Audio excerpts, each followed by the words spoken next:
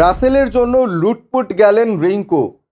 খরা বিমানে লড়াই টু নাইট তারকার। তাদের বিধ্বংসী যুগলবন্দি ঘুম উড়িয়েছে বহু বোলারের। মাঠের বাইরেও রিঙ্কু সিং আর আন্দ্রে রাসেলের বন্ধুত্ব মুগ্ধ ভক্তরা। ফের একবার মাতিয়ে দিলেন তারা। তারা এবার 22 গজে ব্যাট হাতে নয়, বরং গানের সুরে সমর্থকদের মন জিতে নিলেন রিঙ্কু রাসেল জুটি। পরপর দু ম্যাচে জয় পেয়েছে কেকেআর। চিন্নাস্বামীতে গিয়ে উড়িয়ে দিয়েছে বিরাট কোহলির বেঙ্গালুরুকে। পরের প্রতিপক্ষ দিল্লি ক্যাপিটালস। বিশাখাপত্তনমে সেই ম্যাচের আগে সোশ্যাল মিডিয়ায় কেকেআরের পোস্ট করা ভিডিওয়ে ফুরফুরে মেজাজে পাওয়া গেল গোটা টিমকে, যেখানে টিম মালিক শাহরুখ খানের সিনেমা ডাঙ্কির গান শোনা গেল রিঙ্কু আর রাসেলের গলায়। সেই ভিডিওয় দেখা গিয়েছে বিমানে বসে রিঙ্কু লুটপুট গয়া গানটি গাইছেন।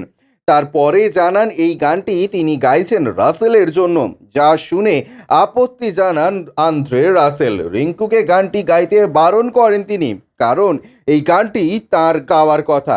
কিছুক্ষণের জন্য রিঙ্কুও যেন অবাক হয়ে যান রাসেলের কথা শুনে। নিজেই তারপর লুটপুট গয়া গাইতে থাকেন ক্যারিবিয়ান মহাতারকা, যা শুনে প্রবল হাসিতে ফেটে পড়ে সতীর্থরা। সোশ্যাল মিডিয়ায় কেকেআরের পোস্ট করা ভিডিওর ক্যাপশনে লেখে, কে ভালো গাইলো, আন্দ্রে নাকি রিঙ্কু? নাইট ভক্তরা যদিও শুধু গানের লড়াই নয়, ব্যাট হাতেও তাদের যুগলবন্দি দেখতে চায়।